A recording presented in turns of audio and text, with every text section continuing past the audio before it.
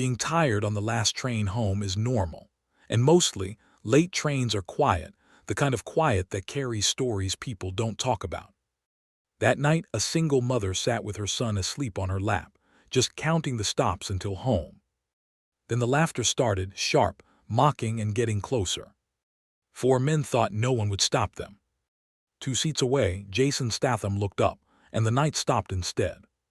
Before we continue, to our returning viewers, thank you. Your support is what fuels us to bring these powerful stories to life. And if you're new here, we invite you to subscribe. With your help, we'll continue to share stories that inspire, challenge, and move hearts. And if this story touches you, please leave us a comment. Your words mean more than you know. The train hummed its usual midnight rhythm, that deep metallic groan that only tired people could understand.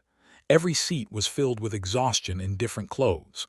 Office workers, delivery drivers, a few students half asleep against the glass. And near the middle, a woman in a faded denim jacket sat with her little boy pressed close to her side. Her name was Laura, 28, single mother. She worked 2 jobs, one in a small diner and another cleaning offices downtown. Her son, Eli, was 6 years old and already dreaming of a better world, though he hadn't learned how unfair this one could be. His head rested on her arm, his small hand still clutching a toy car, chipped, old but loved. Laura's eyes flicked to the window, watching their reflections rattle past in the dim light. Another stop, 3 more to go. She exhaled softly, almost home. Then came the laughter. It started at the far end of the car, loud, careless, the kind that cuts through silence like a broken bottle. 4 men, maybe late 20s, early 30s. Hooded sweatshirts, beer in paper bags, and the false confidence that comes from having an audience. The people around them shifted slightly but said nothing. That's what the subway teaches you. If you keep your eyes on your shoes, trouble passes quicker. Laura's grip on Eli tightened as the group made their way down the aisle. They didn't move with purpose, they moved with ownership. Every step a declaration that the night belonged to them. Jasonstatham sat 2 seats away, dressed in dark jeans and a simple jacket. He looked like anyone else, tired, quiet, unreadable. A paperback rested in his hands, half open, his eyes scanning the same page he hadn't turned in 5 minutes. He'd seen this before, too many times. The laughter got closer. One of the men, tall with a scar along his chin, leaned toward Laura's seat. "Long night, love?" he asked, his voice thick with alcohol. Laura stiffened. "Please don't." He smirked. "Don't what? Just mackin' conversation." His friend snickered, egging him on. Eli stirred, blinking awake. "Mom." Laura hushed him softly. "It's okay, baby, go back to sleep." The man laughed. "Aw, that's cute, family night on the train." He leaned closer, the sour smell of beer filling the space. "You know, my mum used to say women who ride this late are either brave or stupid. Which are you?" Jason closed the book, quietly, gently. He didn't look up yet. The second man, shorter, heavier, a gold chain flashing in the flickering light, grinned and slapped the pole. "Yo, leave her, man. She's got a kid. Don't ruin story time." The tall one sneered. "Nah, she's fine. She likes the attention, don't you, love?" Laura's eyes darted to the floor. "Please stop." He laughed again. "Please stop," he mocked in a high-pitched voice, making his friends roar with laughter. Jason turned the book over and set it beside him. The third man, sitting across the aisle, noticed him. "Oi, mate," he called out, smirking. "You gonna read us a bedtime story or what?" Jason didn't answer, didn't even blink. He just looked up, slow, steady, and locked eyes with the tall man hovering over Laura. For a moment, the whole train seemed to shrink into silence. There was something in that look, a weight, a warning, not anger, not even threat, just certainty. The tall man hesitated, glancing at his friends. "What you lookin' at, old man?" Jason tilted his head slightly. "4 idiots on the wrong train." The laughter faltered. One of the men scoffed. "You think you're funny, yeah." Jason stood up. The motion was unhurried, deliberate. He wasn't big, not compared to them, but his presence filled the space. Every passenger in the car could feel the shift in the air. The tall man took a step forward, puffing his chest. "You don't know who you're talking to." Jason's voice stayed calm. "You're right, I don't. And that's lucky for you, because if I did, I'd probably already be disappointed." That drew a murmur from the other passengers. Someone at the far end quietly pulled out their phone. The short one spat on the floor. "You got a big mouth for a stranger." Jason stepped closer, just enough to close the distance between them but not close enough to touch. "And you've got a loud one for a coward." The tall man's hand twitched. "Say that again." Jason's eyes dropped briefly to his grip, shoulders too tense, stance too heavy on the right foot. "Amateur, then back up." Didn't stutter. The gold chain one snorted. "Man, this ain't your business. Sit your ass down before you get hurt." Jason looked at him. "She said stop, you didn't. That makes it my business." Laura whispered, "Please don't." Jason held up a hand gently, nodded her at the air like calming the storm. "It's all right." The tall man took another step forward, hand raised. "You think you're some kind of hero, huh?" Jason sighed. "I think you're about to learn there's a difference between being loud and being dangerous." And then the train jolted. The sound of steel against steel echoed through the tunnel, a brief distraction that ended as quickly as it began. When the car steadied, Jason moved. He didn't hit first. He redirected. The tall man's hand came down, sloppy and uncoordinated. Jason caught his wrist, twisted, and guided it straight into the nearest pole. The crack of knuckles hitting metal filled the car. The man screamed. Jason didn't flinch. Before the others could react, Jason's elbow shot back, a controlled strike into the ribs of the gold-chained one trying to flank him. A short breath of air escaped the thug's lungs, and he collapsed into a seat. The third lunged from behind. Jason sidestepped, grabbed the man's jacket, and used his momentum to send him sprawling into the opposite row of seats. The train lights flickered. Someone gasped. The fourth one, the youngest, shaking but still trying to prove something, froze halfway up the aisle. His hand trembled over his pocket. Jason looked at him. "Don't even think about it." The kid's lip quivered. He dropped whatever was in his hand, just a bottle cap, and backed away. Jason straightened his jacket. "Sit down." The kid did, fast.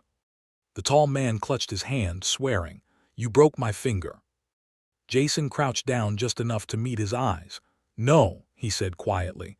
"I stopped you before you broke something worse." The train slowed as they approached the next stop. Jason turned to Laura. "You and your boy all right?" Laura nodded shakily. Eli was awake now, eyes wide but unhurt.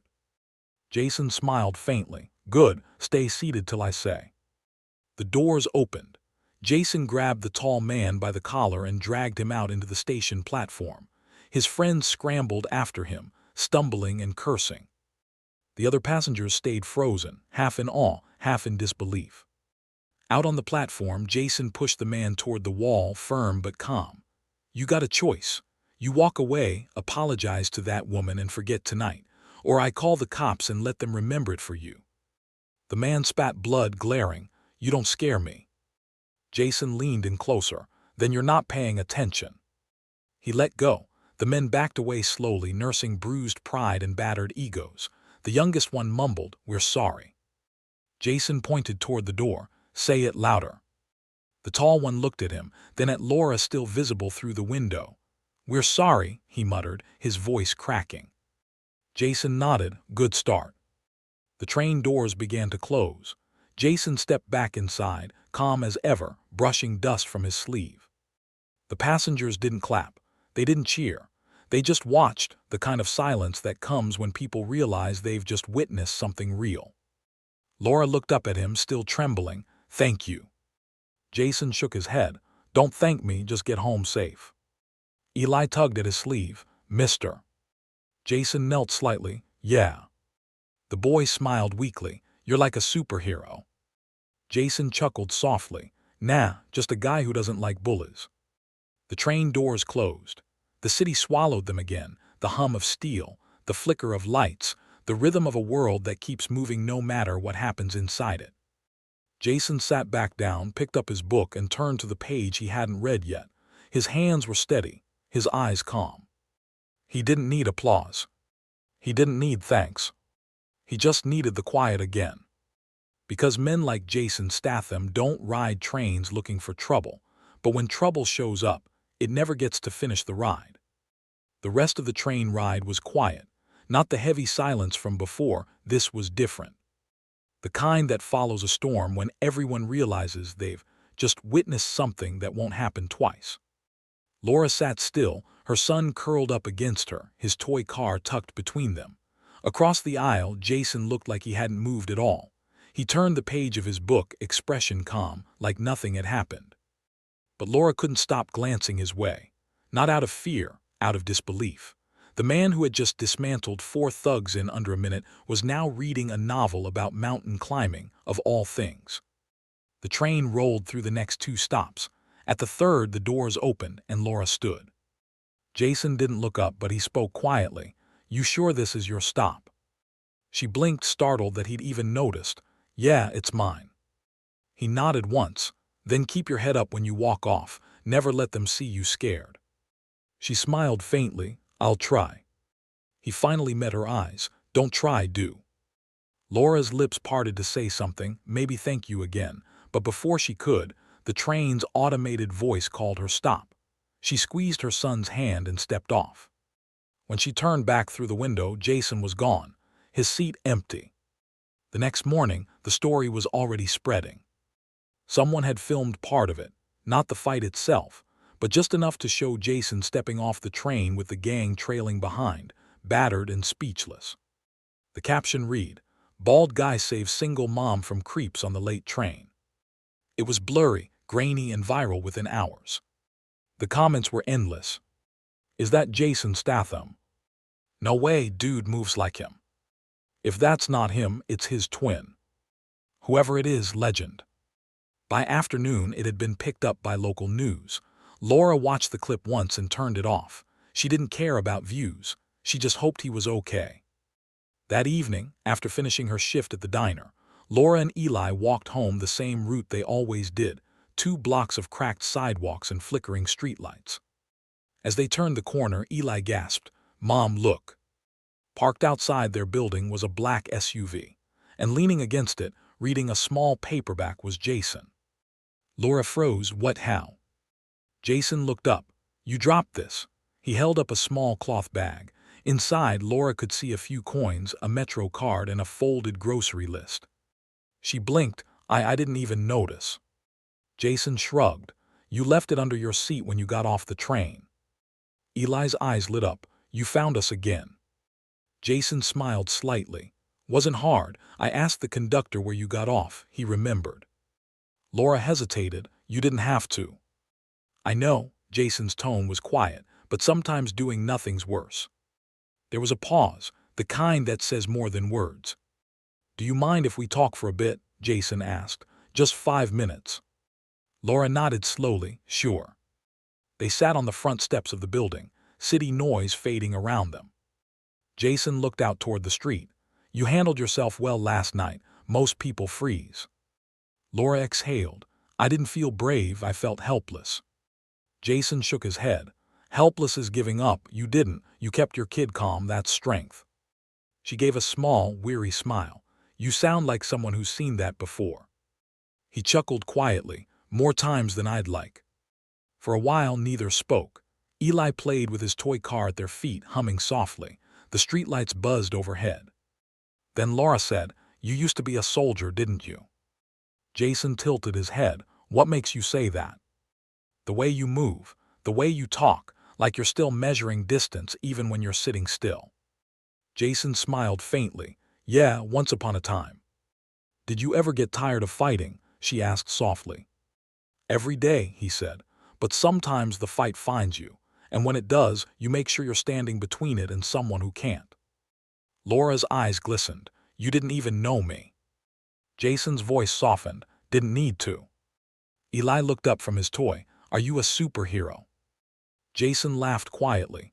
"Nah, mate, just a guy who's good at stopping bad people." "Like Batman?" Jason thought about it, then smirked.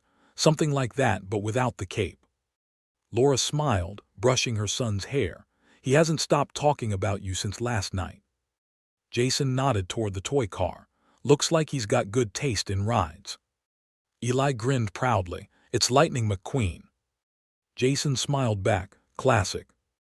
A car horn blared down the street, sharp, impatient. Jason glanced over his shoulder. "That's my ride. I've got to head out." Laura stood as he did. Jason, wait. He paused. She hesitated, words trembling in her throat. I don't know how to thank you. Jason gave a faint smile. You just did.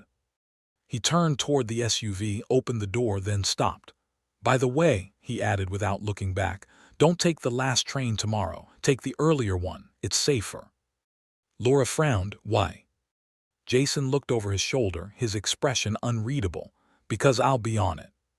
Then he got in and drove off. The next evening, Laura did exactly as he said. She finished her shift early, caught the 10:20 instead of the midnight. The train was calmer, quieter, different crowd. But when she sat down there, he was again, 2 seats away, reading. He glanced up, gave the smallest nod. This time she smiled. For the next few weeks, she kept catching that same train. Sometimes he was there, sometimes he was. When he was, they'd exchange small talk about Eli, about her work, about the city. Jason rarely spoke about himself, but when he did, it was in pieces, fragments of a life built on duty, loss, and quiet redemption. One night she asked him, "Why do you ride this train anyway?" Jason smiled faintly. "Because people think nothing good happens after dark. I like proving them wrong." But one evening, Jason wasn't on the train. Laura tried not to notice, but by the next night when he still didn't show, worry crept in. The city felt different without him, louder somehow. Then 2 nights later she saw him again, not on the train, outside the diner where she worked. He was sitting at the counter, same calm expression, same quiet presence. "Couldn't stay away," she teased. Jason smirked. "Coffee's better here." She poured him a cup. "On the house." He raised an eyebrow. "That's not how business works. Call it gratitude." He chuckled softly. "Then I'll take it." Eli came running from the back, wearing a small paper hat one of the cooks had given him. "Jason." Jason turned in his seat. "Hey, champ. Mom says you saved us." Jason smiled faintly. "Nah, you two saved yourselves. I just helped clear the noise." Laura laughed softly. "You really don't like taking credit, do you?" Jason sipped his coffee. "Credit's for people who need to be remembered. I'm just glad you're okay." Outside, the city lights flickered across the glass, painting the diner in soft gold. Jason stared out the window, lost in thought. Laura followed his gaze. "You're thinking about something." He nodded. "About how the world doesn't always give you peace. Sometimes you have to build it." She tilted her head. "And what happens when you do?" Jason looked back at her. "Then you protect it, no matter what." The quiet stretched between them, comfortable this time. When he stood to leave, she walked him to the door. "Will we see you again?" Jason smiled. "You might, but if you don't, that just means you don't need me anymore." Eli tugged on his sleeve. "But we do." Jason crouched down, meeting his eyes. "Nah, mate, you've got your mum. She's tougher than I'll ever be." Laura's eyes shimmered. "Thank you for everything." Jason nodded once, stepped outside, and disappeared into the night. Weeks later, Laura and Eli boarded another late train. Different crowd, same hum. Eli leaned against her. "Mom." "Yeah." "Do you think Jason's on another train helping someone else?" Laura smiled softly. "I think he's exactly where he's supposed to be." The train rattled on, fading into the dark tunnels of the city, a small light moving through endless miles of shadow. And somewhere out there, maybe in another car, maybe in another city, Jasonstatham sat 2 seats away from someone who needed him. Quiet, watching, waiting. Because men like him don't ride to get somewhere. They ride to make sure no one gets left behind.